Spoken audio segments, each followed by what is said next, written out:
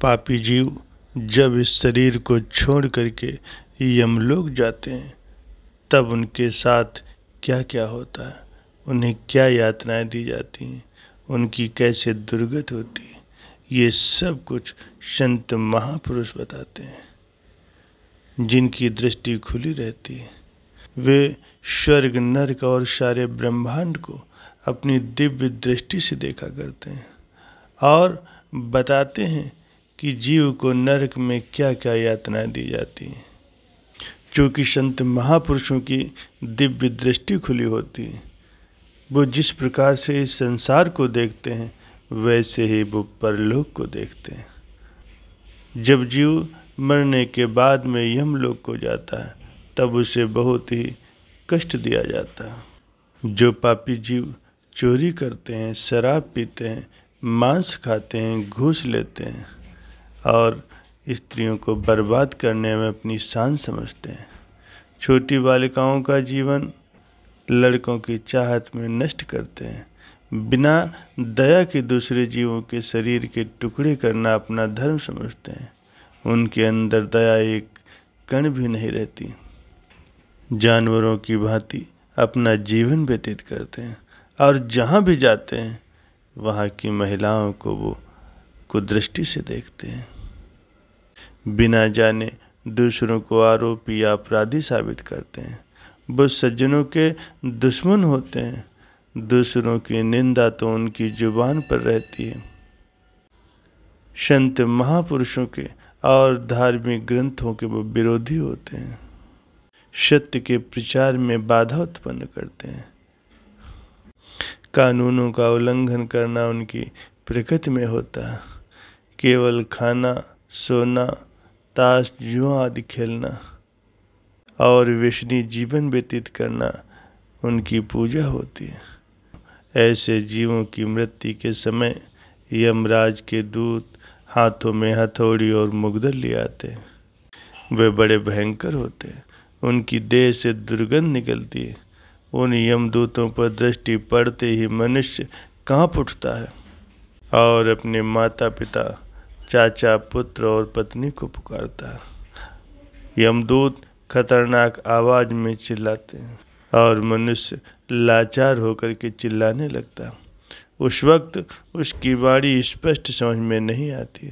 एक शब्द, एक ही आवाज जान पड़ती है। भय के कारण व्यक्ति की आंखें और जुबान कांपती है और उसी भय में ही उसका मुंह सूख जाता है। आंखें ऊपर को उलटने लगती हैं।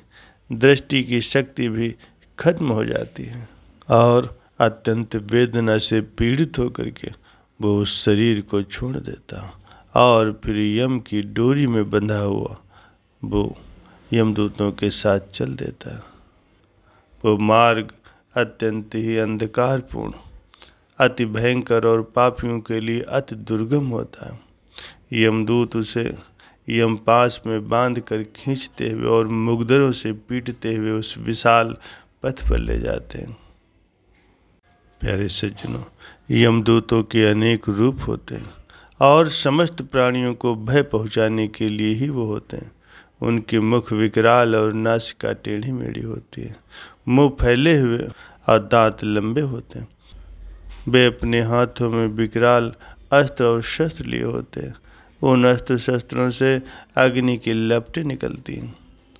पाश, शांकल और दंड से भय पहुंचाने वाले महाबली महाभयंकर यमराज की आज्ञा से वो प्राणियों की आयु समाप्त होने पर उन्हें लेने आते हैं। जीव यातना भोगने के लिए अपने कर्मों के अनुसार और उसे जो शरीर ग्रहण करना है उसके लिए यमदूत उस व्यक्ति को लेकर यमलोक में जाते हैं। वे जीव को काल पास में बांध करके उसके पैरों में बेड़ी डाल देते हैं। बेड़ी की साकल ब्रज के समान कठोर होती और वो भयंकर यमदूत उस बंधे हुए पापी जीव को पीटते हुए अनेक प्रकार से दुख देते हुए ले जाते हैं। वो पापी लड़खड़ा करके गिरता है, रोता है और हाय हाय करता हुआ चीखता और चिल्लाता है, मदद की गुहार लगाता है। प्यारे सज्जनों, दूषित कर्म करने वाले उस पापी को यमदूत अपने तीखे मुकद्दरों से और अपनी शक्तियों के प्रहार से भयंकर दंडों से घायल करके जोर जोर से पीटते हैं और डांटते हैं। कभी कभी तो एक एक पापी को अनेक यमदूत चारों ओर से घेर करके पीटते हैं। बेचारा जीव दुख से पीड़ित होकर के मूर्छित हो जाता है और गिर पड़ता है। फिर भी वे दूत उसे घसीट करके ले जाते हैं। कभी भयभीत होते, कभी त्रास पाते हुए लड़खड़ाता हुआ वो पापी जीव यमदूतों के साथ चलता रहता है। यमदूतों की फटकार पड़ने से वो दिग्न हो जाता है और भय से बेहाल होकर के उसका शरीर कांपने लगता है। जो मार्ग उनके चलने का है उसमें कांटे बिछे होते और दूर दूर तक तपी हुई बालू दिखाई पड़ती। जिन मनुष्यों ने सात्विक भाव से परोपकार नहीं किया है और दूसरे जीवों को आराम नहीं पहुंचाया है, वे उस जलते हुए मार्ग पर नंगे पैरों से चलते हैं। प्यारे सज्जनों, मांस खाने वाले पापी जीवों को यमलोक में चारों ओर से मरे हुए बकरों की, मुर्गों की लाशें दिखाई देती हैं। जिन जिन जीव जंतुओं को मार करके उनकी चमड़ियाँ जीते जी उधेल करके उस मनुष्य ने सेवन किया है, शरीर त्यागने के पश्चात उसके इर्द गिर्द वे आत्माएं जिसको कि उसने बुद्धिहीनता से भक्षण किया था, वे आकर के उसे घेर लेती हैं। पापी जीव चिल्लाता है, चीखता है। भेड़, बकरी और मुर्गों की आत्माएं मुंह फाड़ करके चिल्लाती हैं और कहती हैं कि मैं इसका भक्षण करूंगा। जीवित अवस्था में इसने मेरा भक्षण किया था, अब मैं इसका भक्षण करूंगा। प्यारे सज्जनों, यमलोक में रौरव नामक एक नरक भी है। उसका मार्ग बड़ा ही दुर्गम है और अग्नि के समान ज्वलित है। यह रौरव नरक जीवों को रुलाने वाला है।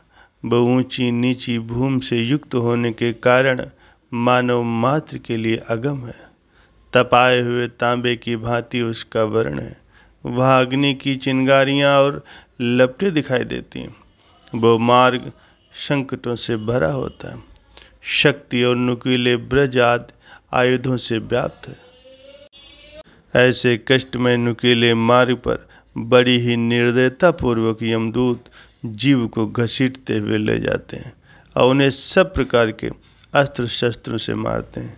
इस तरह पाप युक्त अन्यायी मनुष्य विवश होकर के मार खाता है और यमदूतों के द्वारा यमलोक को ले जाया जाता है।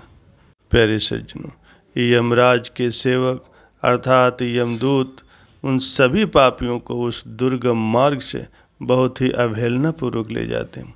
जिस प्रकार से यहाँ की पुलिस किसी मुजरिम को बड़ी शक्ति से पकड़ करके ले जाती है, वैसा ही यमलोक में भी होता है।